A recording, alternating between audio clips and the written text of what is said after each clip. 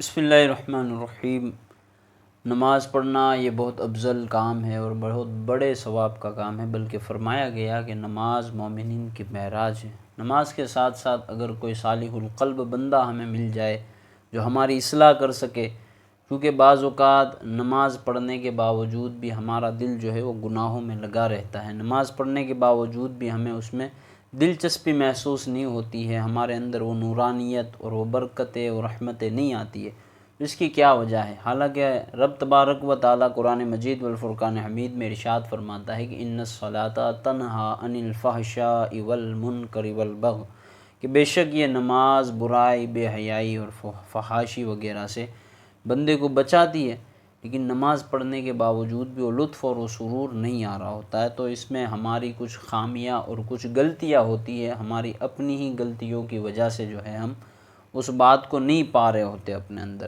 تو کسی صالح القلب شخص کی، کسی صالح مومن کی، پرہیزگار متقی کی صحبت بھی ہمیں وہ درجہ دلا سکتی ہے جو ہمیں کئی سال عبادت کرنے، مجاہدات کرنے سے حاصل نہیں ہوتی ہے۔ اس پر ایک میں آپ کو حکایت پیش کروں۔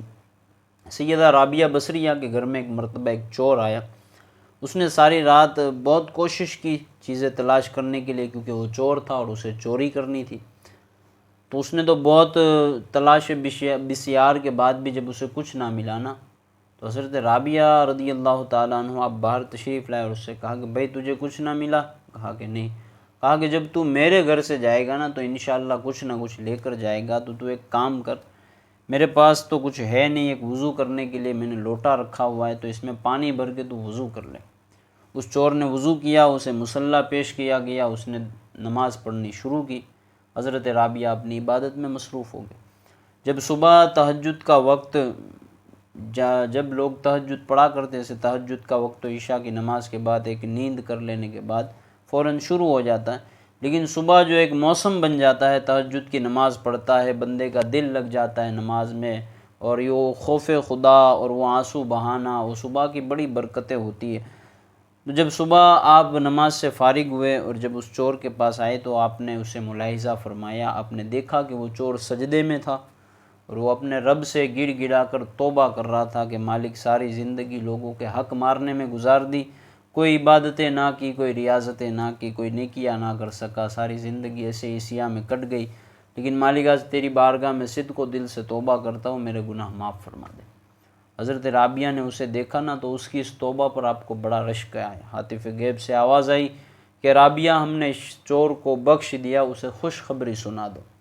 تو حضرت رابعہ بصریہ نے اسے تھپکی دیتے ہوئے بشارت سنائی کہ اللہ تبارک و تعالیٰ نے تیری توبہ کو قبول فرما لیا۔ پھر آپ رضی اللہ تعالیٰ عنہ نے اللہ کی بارگاہ میں یہ استغاثہ پیش کیا، یہ سوال کیا۔ آپ رضی اللہ تعالیٰ عنہ نے رب تبارک و تعالیٰ کی بارگاہ میں ہاتھ اٹھا کر کہا کہ مالک یہ چند دیر تیری بارگاہ میں کھڑا رہا تو نے اس کی توبہ قبول فرما لی، لیکن میں تو عرصۂ دراز سے تیری بارگاہ میں کھڑی ہوں، تو کیا مالک تو نے مجھے بھی قبول فرمایا؟ تو آواز آئی کہ اے رابعہ اگر اس کی بھی عبادت ہم نے قبول فرمائی ہے نا تو صرف اور صرف تیرے صدقے میں قبول فرمائی ہے۔